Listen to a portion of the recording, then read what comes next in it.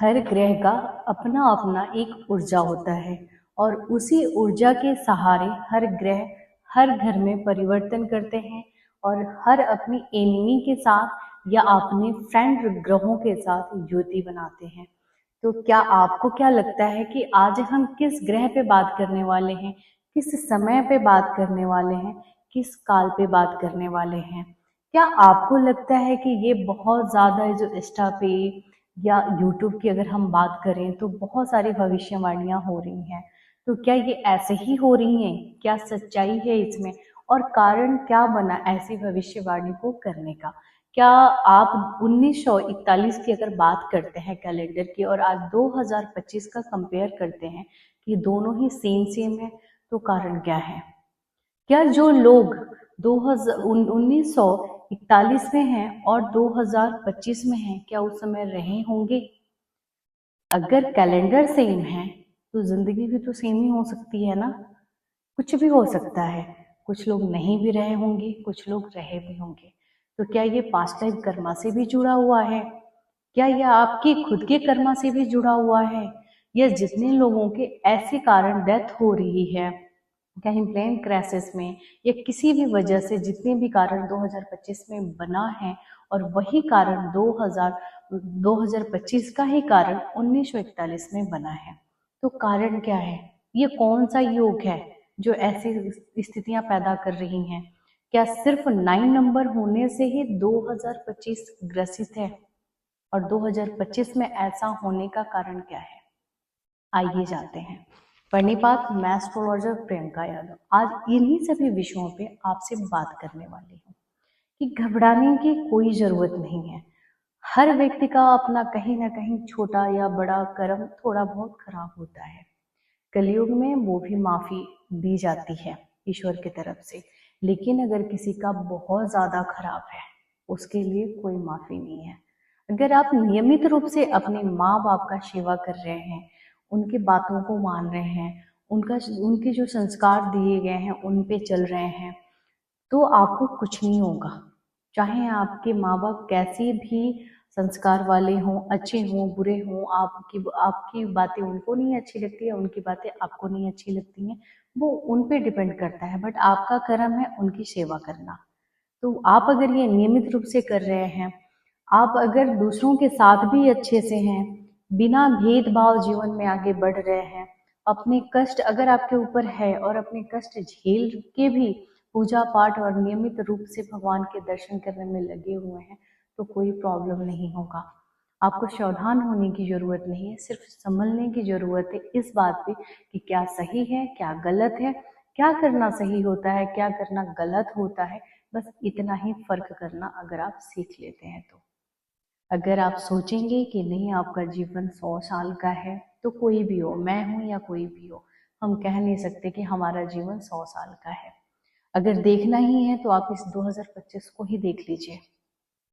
जितने लोग इस तरीके से मारे जा रहे हैं कि जिनको पता नहीं कि वो अपने घर के लिए निकल रहे हैं, कहीं घूमने जा रहे हैं, अचानक से कहीं बाढ़ आ गई, बादल फट गया, एक्सीडेंट हो गया या वो अपने स्थान पे पहुंच नहीं पाए, तो क्या वो उनका समय नियमित रूप से चल रहा है? क्या नहीं।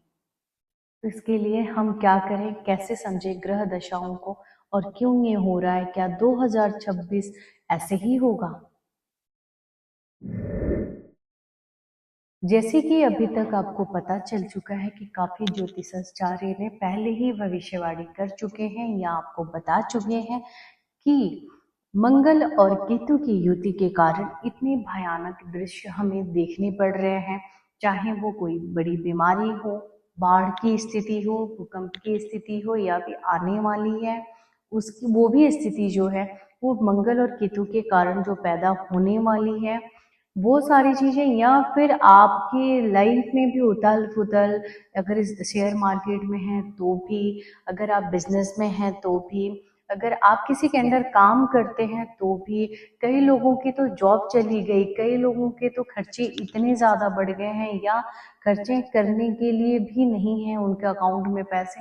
कई हमारे क्लाइंट ऐसे हैं कि बहुत सारी परेशानियों से जूझ रहे हैं, जिसकी रेमेडी उनकी कुंडली के अनुसार बना के दी जाती है। तो काफी ऐसे केसेस सर्च करने के बाद या देखने के बाद जो पता लग रहा है वो यही स्थितियां पैदा कर रही हैं जो मंगल और केतु के कारण है। कई लोगों के तो दिमाग फिर रहे हैं, कहीं पे भी जमीन जगह के लिए लड़ाई झगड़ा, एक दूसरे का सर फोड़ देना, एक दूसरे को मार डालना, यही स्थिति पैदा हुई है। लालच है, द्वेष की भावना है लोगों के अंदर। और जितना कर्म इस समय हमें अपने आप को बनानी चाहिए, अपने कर्म को बनाना चाहिए, हम इस समय अपने कर्म को और ही ज्यादा दूषित कर रहे हैं कि हमें आगे भी बचने का मौका ना मिले। तो हम खुद ही मौका दे रहे हैं अपने ग्रहों को खराब करके। तो कारण क्या है ऐसी स्थिति बनने का? कारण यही है कि मंगल और केतु की साथ में युति, और मंगल और केतु की सातवीं दृष्टि राहु पे, राहु की सातवीं दृष्टि केतु और मंगल पे, और वहीं पे मंगल की आठवीं दृष्टि शनि पे, यह अंग कारक योग और पिचाश योग की निर्माण करता है, जिसमें यह पिचाश योग खूनी पिचाश योग है। अंग कारक योग बिना आपकी लड़ाई झगड़े, बिना बात विवाद बिगाड़े, बिना आपस में अब आपके रिश्तों को, आपके संबंधों को खराब किए, ये कतई नहीं मानेगा। अगर ऐसी सिचुएशन आप लोगों के साथ हो रही है, जो संभलने से नहीं संभल सकता है, तो दोनों पक्षों के लोग चुप हो जाएं, शांत हो जाएं। समय बीतने के बाद भी बात हो सकता है, लेकिन समय अगर नहीं बीतता और उसके पहले कुछ अनहोनी होती है, तो उस अनहोनी को पूरा करने का कोई समय नहीं आएगा, उसको संभालने का कोई भी समय नहीं आएगा। ठहर जाइए, रुकिए और संभलिए इस समय को लेकर। क्योंकि क्या आपके अभी तक जो भी आपने सुना है कि केवल 28 जुलाई तक ही ये प्रॉब्लम रहेगा, नहीं, 28 जुलाई के बाद भी रहेगा। क्योंकि हम युतियां तो नहीं देखेंगे, लेकिन क्या वर्ष में मंगल है उसके बारे में हम नहीं सोचेंगे क्या? भी बहुत कुछ होना बाकी है इस दुनिया में, बहुत कुछ देखने को मिलेगा। तो संभलने का ये टाइम है, अपने आप को बदलने का टाइम है, अपने कर्मों का टाइम है, पूजा पाठ में लगने का टाइम है। अगर आपका कर्म भी कहीं ना कहीं खराब है, तो अपनी कुंडलियां दिखाइए, कुंडलियों के अनुसार जो आपकी पूजा पाठ बन रहा है वो किसी पुरोहित से या किसी ऐसे संपन्न व्यक्ति से कराएं जो उसका नॉलेज रखता हो, जिससे आपको शांति मिले, आपके रुके हुए कार्य हो, और यह इसी के थ्रू होगा। साथ में आप रेमेडी भी करके और अपने सारे जीवन की समस्याओं को जो इस समय चल रहा है उसको खत्म कर सकते हैं। तो ये सिर्फ 28 जुलाई तक की कहानी नहीं है, ये आगे का भी सफर है जो सभी को तय करना है। साथ में ही अगर 2025 में मंगल मंगल है एक्टिव और 9 नंबर एक्टिव है, काफी 9 नंबर पे बात किया जा रहा है, तो 9 नंबर एक्टिव है, तो क्या आप 2026 में ये नहीं सोच सकते हैं कि उन मंगल का राजा आने वाला है? तो राजा को अपनी जगह पे लाने से पहले सेनापति तो पहले सफाया करेगा ना ऐसी स्थितियों को कि जो बाद में प्रॉब्लम खड़ी करे। साथ में भी अगर कहा जाए तो यह जो समय 2025 चल रहा है, 2025 से लेकर आपके 2023 2040 तक ऐसे परिवर्तन आपको देखने को मिलेंगे जो इससे पहले कभी नहीं देखा गया हो। समाज सुधारक चीजों में भी काफी परिवर्तन देखने को मिलेगा, काफी ऐसी चीजें होंगी जो बदलेंगी। इस समय जो शक्तियां एक्टिव हैं वो जो महाशक्तियां हैं, जो बिल्कुल प्रचंड रूप में होती हैं शक्तियां, वो एक्टिव हैं। जैसे आप शनि देव को कह सकते हैं, मंगल देव को कह सकते हैं, श्री हनुमान जी को कह सकते हैं, आप साथ में माँ काली को भी ले सकते हैं साथ में कि हाँ वो भी इस पूरे ब्रह्मांड में विचरण कर रही हैं, और वही स्थितियां हैं, ये महाशक्तियां ही आगे जाके सारी चीजों को संभालेंगी। अगर आपके अच्छी कर्म है तो अच्छा, बुरा हो तो बुरा।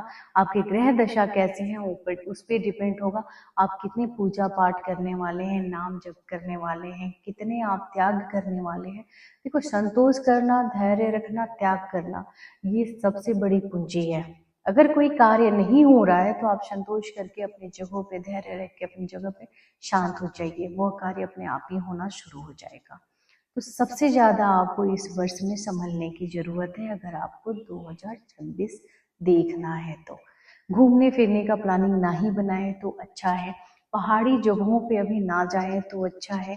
सावन हुआ, भादो हुआ, आगे का भी जो समय है वह समय के अनुसार ही, समय को ही देख के ही आप अपने घर से अपना कदम निकालिए। अगर आपको इस साल नहीं कहीं घूमने फिरने जाएंगे तो कुछ आपका बिगड़ नहीं जाएगा, लेकिन अगर आप अपने परिवार में हैं तो सबसे बड़ी बात अच्छी है। तो आप घूमने फिरने का पहाड़ियों जगह पे, जहाँ पे जंगल है, पहाड़ी है या वाटर से संबंधित कोई ऐसी जगह है, वहाँ पे बिल्कुल ही ना जाएं। इस समय अग्नि जैसा करंट लगना, बाढ़ आना, भूकंप आना, यह सारी स्थितियां, लड़ाई युद्ध की स्थिति, अपने इंडिया में ही बहुत सारी ऐसी परिस्थितियां होंगी जिसे हमें झेलना पड़ेगा। जात वात का लेके विवाद हो गया, जमीनी जगहों का विवाद हो गया, आपस में लड़ाई झगड़ा मारपीट हो गया, यह सारी स्थितियां पैदा हो रही हैं और होंगी, इसे कोई रोक भी नहीं सकता।